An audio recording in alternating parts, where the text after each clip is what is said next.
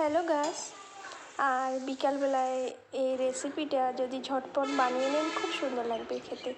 আর যাদের বাচ্চা স্কুলে যায় তাদের ঝটপট একটা মোগলাই পরোটা বানিয়ে দিতে পারেন। বাচ্চারা খেতে খুব ভালো লাগে, খেতে ভালোবাসে মোগলাই পরোটা। আর দেখুন আমি কিভাবে সেটা তৈরি করি। আর খুব সামান্য কিছু জিনিস দিয়ে এটা তৈরি হয়ে যাবে। আর দেখুন এর ময়দা নিয়েছি আমি পরিমাণ মতো, কারণ আমার ছেলের জন্য আমি তৈরি করছি। ও বলছে মাম্মাম আমি মোগলাই খাবো, তাই। আর নিয়েছি লবণ স্বাদ মতো, তেল দিয়ে এটা ভালো করে আমি পেস্ট করে রেখে দিলাম।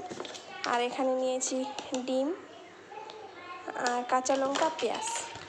আপনারা যত ডিম দিতে পারবেন, পেঁয়াজ দিতে পারবেন, তত খেতে বেশি টেস্টি লাগবে। তবে আমার ছেলে বেশি ঝাল বেশি খাবে না, তাই আমি ওর জন্য হালকা হালকা করে করেছি। আর ময়দার ডোটা একটু নরম করে করতে হবে। আর গাইস, আমি কিন্তু রুটি বেলতে পারি না, তাই কোনো কিছু মনে করবেন না।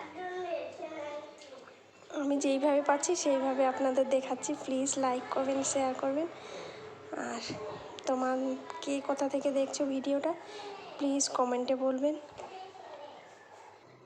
আর এখন আমি সেটা ভালো করে বেলে নিচ্ছি, কিন্তু আমি বেলতে পারি না, আমি যেমন পাচ্ছি সেইভাবে করছি। আর ওয়েদার খুব গরম, তাই সবাই সতর্কভাবে খাওয়া দাওয়া করবেন। আর আমি বেলতে পারছি না, কিন্তু ওইভাবে বেলা হচ্ছে।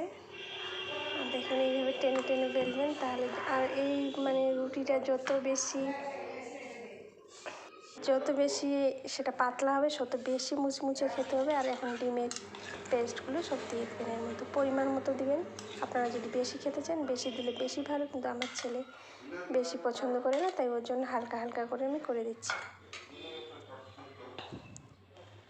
আর এইভাবে ভালো করে মল্টিয়ে নেবেন, দিয়ে একটু চাপা চাপা করে দিবেন যেন ফেটে না বের হয়ে আসবে। তবে বের হবে না, তবে ভালো করে একটু জল দিয়ে মুখগুলো মিটিয়ে দেবেন।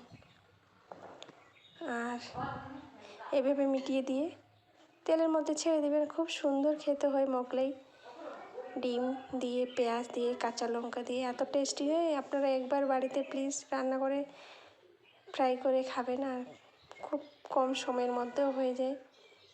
আর এইভাবে আমি চেপে চেপে দিয়ে দিলাম, দিয়ে এখন আমি তেলের মধ্যে ছেড়ে দিচ্ছি। যারা এখনও লাইক করোনি তবে লাইক করে দিও প্লিজ।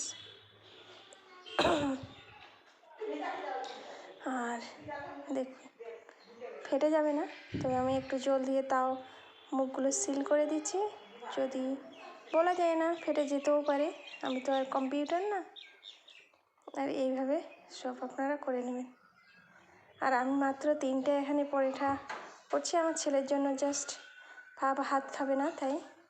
আর ও এমনিতে ভাত খেতে চায় না। আর এইভাবে হালকা মিডিয়াম আছে এগুলো আমি সব ভেজে নেব। আর প্লিজ আপনারা কে কোথা থেকে দেখছেন বলবেন। আর একবার এপিট ওপিট করে ভালো করে ভাজে নেব। আর এইভাবে আমি মাত্র 3টে পরোটা করছি, 3টে পরোটা ভাজে নেব। আর আপনারা গ্যাসটা একটু মিডিয়াম আঁচে রাখবেন, তাহলে ভিতরে যে পেঁয়াজটা ডিমটা আছে সেটা ভালো করে ফ্রাই হবে। আর বন্ধুরা, খুব গরম পড়ে গেছে, ওয়েদার এতটাই গরম, কি বলবো, শুধু গা দিয়ে ঘাম ঝরছে। তাই খাওয়া দাওয়া ঠিক রকম খাবেন, নাহলে সমস্যা হয়ে যেতে পারে। আর বেশি ঠান্ডা জায়গায় থাকার চেষ্টা করবেন। আর একটা আমার পরোটা হয়ে গেলো, আবার একটা দিয়ে দিচ্ছি। আর আপনারা এর মধ্যে যত ডিম দিতে পারবেন তত খেতে টেস্টি লাগে। এইভাবে আর একটা পরোটা আমি খুব সুন্দরভাবে জয়েন দিয়ে দেব।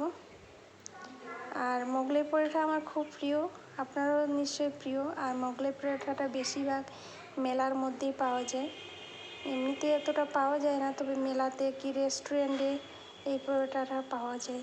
এই পরোটার মধ্যে আপনারা যত ডিম দিতে পারবেন, কি বুট কালাই বুটটা ভিজিয়ে রাখে ভালো করে রান্না করে সেটা দিলে, মোগলাই পরোটা অনেক রকমের হয়।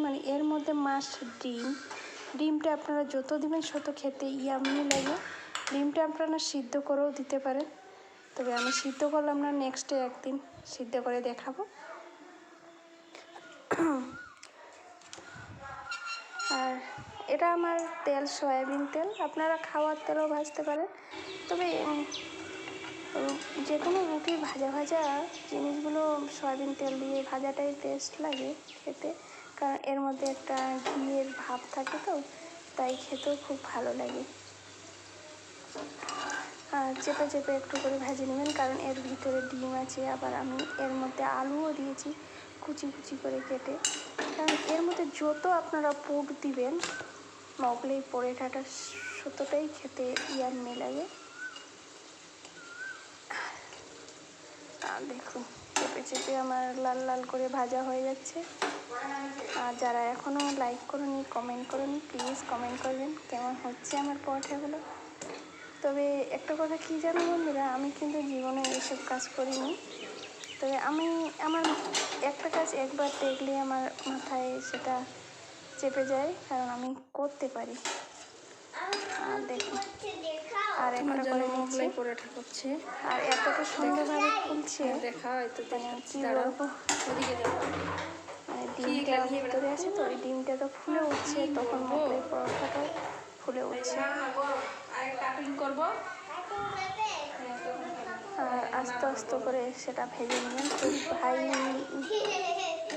তাপে রাখবেন না, মানে ধীরে ধীরে করে ভাজবেন, তাহলে ভিতর থেকে পেঁয়াজটা, ডিমটা, আলুটা আছে না, ওটা ভালোভাবে সিদ্ধ হয়ে যাবে।